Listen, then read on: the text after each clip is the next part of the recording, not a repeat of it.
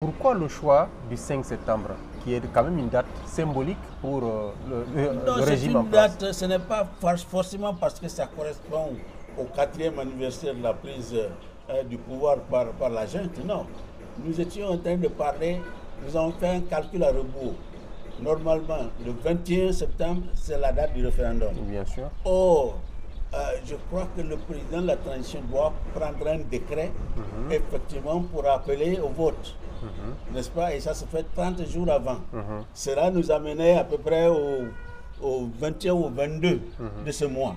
Alors nous avons dit, puisque nous ne connaissions pas exactement quand est-ce que cette date-là serait fixée, il serait mieux d'aller le donner 10 jours de plus ou 5 jours de plus, ainsi de suite, pour être déjà dans le mois de septembre.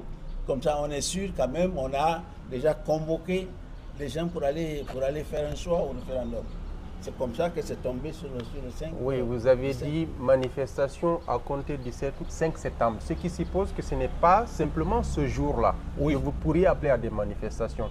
Est-ce qu'on ne pourrait pas s'attendre à des confrontations, notamment dans le cadre de la campagne référendaire? Ben, on ne devrait pas avoir, justement, si on est déjà programmé pour accepter ce processus comme un déroulement normal des activités du parti, que ce soit le 5 septembre, que ce soit le 1er septembre ou le 10 septembre, en fait, c'est une date, c'est une date. Ça ne devrait pas nous amener justement à nous poser des questions quant à savoir que nous voulons confronter. Ce qui est clair, c'est qu'on ne peut pas cacher le fait que le 5 septembre, effectivement, c'est le 4e anniversaire de la prise du pouvoir par la junte. Bon, ça, c'est un fait, on ne peut pas l'effacer, c'est un fait, il est là, donc il faut faire avec. Donc nous avons pensé que pour nous donner suffisamment de temps et pour être sûr que nous sommes aussi dans les normes, prendre le 5 septembre, ça a été le choix qui a été fait par l'ensemble. À partir de... Voilà. Alors, est-ce que cela, vouloir dérouler des manifestations durant cette période, ne risque pas davantage de cristalliser les tensions? Ouais, mais c'est bien possible. Vous savez, c'est pas facile d'organiser des manifestations. Et ceux qui seront là, effectivement, savent les difficultés associées justement à ce genre de choses.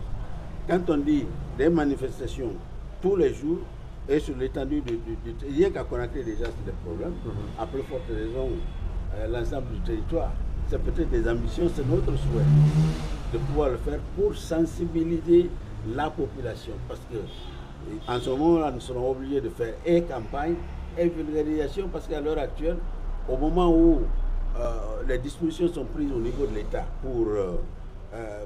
pour vulgariser la campagne, les partis politiques ne sont pas en train de le faire.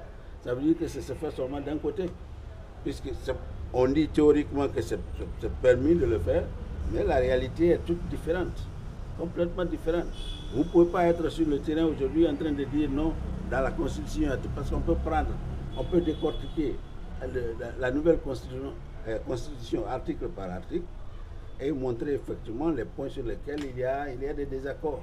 Mais on ne peut pas le faire dans les circonstances actuelles, parce que le faire serait vu comme un affront, et par conséquent vous alliez inviter justement les forces de l'ordre à sévir.